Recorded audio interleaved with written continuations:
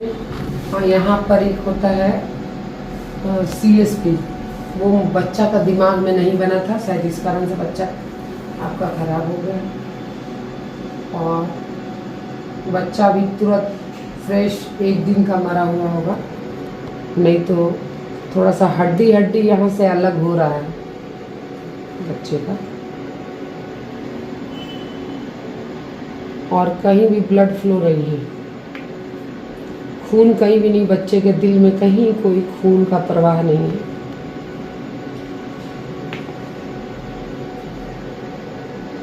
पूरा ही बहुत मोटा है आपका, और लग रहा है थोड़ा नीचे भी है।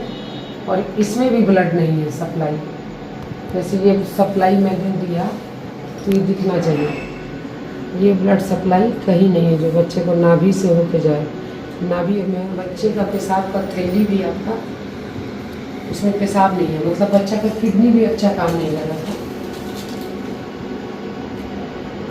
ये बच्चा आपका गड़बड़ था, आपको 5वें महीने में अल्ट्रासाउंड कराना चाहिए था।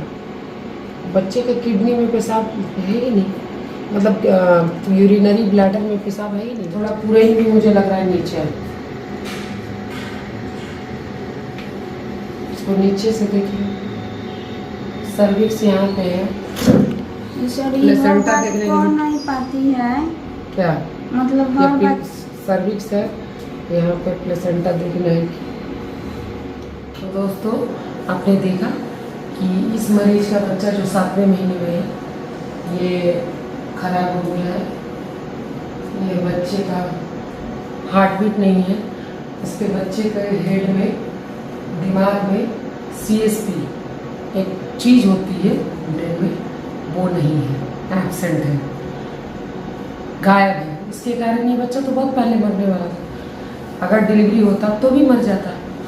लेकिन इन लोगों ने, मरीज ने अगर 5वें महीने में ही कहीं अच्छे डॉक्टर को कंसल्ट किया होता या अच्छी जगह से अल्ट्रासाउंड कराया होता, लेवल 2 का अल्ट्रासाउंड खास कर कराया होता, अच्छी जगह से भी कराया पर लेवल 2 नहीं कराया तो कोई फायदा नहीं। लेवल 2 के अल्ट्रासाउंड में ये दिखेगा ट्रायंगुलर शेप का या रेक्टेंगुलर शेप का CSP होता है, जो इस बच्चे में एब्सेंट है। तो आप केवल ब्रेन का बहुत सारा स्टडी देखा जाता है कि दिमाग में पानी है कि नहीं, तो पानी ज़्यादा है या थोड़ा बहुत, थोड़ा ज़्यादा है या बहुत ज़्यादा है। इतना ज़्यादा है कि बच्चे का दिमाग को प्रेशर से कंप्रेस कर दिया, यानी पतला कर दिया है, या फिर आपको एक तरफ पानी है एक तरफ ठीक है। तो इससे आइडिया लगता है कि कौन सा बच्चा आप डिलीवरी के बाद बचा सकते हैं, ऑपरेशन करके बचा सकते हैं, और कौन सा बच्चा आप बिल्कुल डिलीवरी के बाद, ऑपरेशन के बाद भी नहीं बचा सकते। और दूसरी बात है कि इस बच्चे का किडनी नहीं बना है। ये हमारा एब्डोमिनल ग्रोथ है,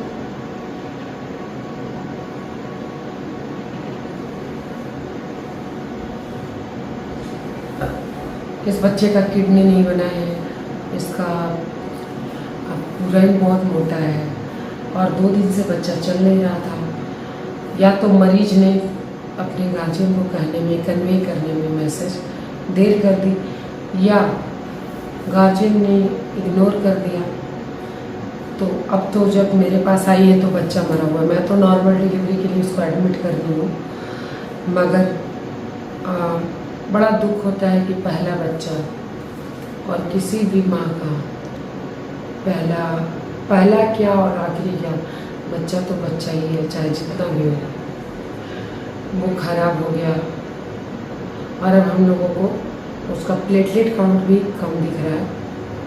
तो अब उसका अलग से भी टेस्ट होगा कि बच्चा पेट में मरने के कारण उसका ब्लड पतला हो गया है, क्या हो गया है, डिलीवरी के दौरान कितना खतरा है,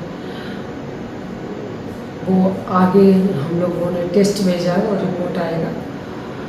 तो कृपया आप लोगों से विनती है कि आप लोग समय पे डॉक्टर के पास जाएं, रेगुलर चेकअप कराएं, और 3रे महीने में एंटीनेटल स्कैन जरूर कराएं, 3 महीने के पहले अल्ट्रासाउंड जरूर कराएं। एंटी स्कैन या फिर जुड़वा बच्चा या जिंदा बच्चा या डेटिंग में स्कैन वो शुरुआती दौर में कराना है। 3 महीने के बाद जाने से कोई फ़ायदा नहीं है। तो एक वो करवाए, जेनेटिक टेस्टिंग हो जाती है, उससे पता चलता है कि आपका बच्चा को जेनेटिक कोई बीमारी है कि नहीं। और फिर आप उसका लेवल 2 स्कैन जरूर करें। उसका एक टाइम होता है 4.5 से 5.5 महीने के बीच में, यानी कि 18 से 22 हफ्ते के बीच में आपको लेवल 2 स्कैन करा के देख लेना होता है कि आपका बच्चा सही है। अगर ये पता होता हम लोगों को, अगर ये पेशेंट पहले आती, लेवल 2 स्कैन में ही पता हो जाता कि ये बच्चा खराब है और उस वक्त मरीज को एबॉर्शन कराने की ज़रूरत नहीं होती। उस वक्त मरीज को इतना इस प्रोसेस से नहीं गुजरना होता है। एक एबॉर्शन केवल कर देने से काम चल जाता है। पर अभी तो बच्चा 1 किलो 266 ग्राम का है, तो अब तो बच्चा बड़ा हो गया है। अब मरीज को डिलीवरी का पूरा दर्द पेन झेलना होगा। नॉर्मल डिलीवरी में जो 20 हड्डियाँ टूटती हैं, इतना दर्द होता है, तो वो सारे दर्द से गुजरना होगा।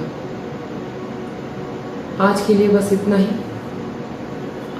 आप अपना ख्याल रखें, अपने बच्चे की चाल की गिनती ज़रूर करें।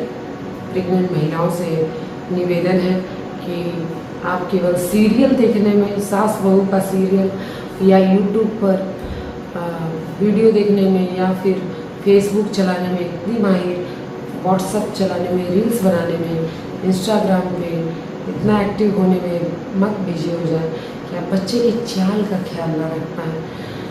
और कुछ वक्त तो आप खुद के लिए दें, जब आप इत्मीनान से अकेले में लेट कर सुबह दोपहर शाम ज़रूर बच्चे की चाल की गिनती कर पाएँ।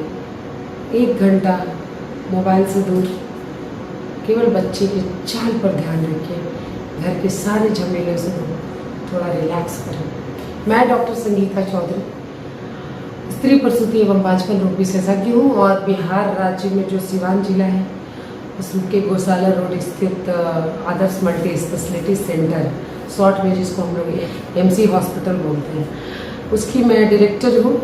अगर आपको हमारा वीडियो अच्छा लगा हो तो कृपया लाइक और सब्सक्राइब करना ना भूलें, अपने दोस्तों को शेयर करना ना भूलें। और अगर आपको कोई परेशानी हो तो कृपया कमेंट बॉक्स में ज़रूर कमेंट करें और आपको ये वीडियो कैसा लगा इस पर भी कमेंट करें। कंजूसी ना करें। हमारा हौसला बनाए रखने के लिए आपका धन्यवाद।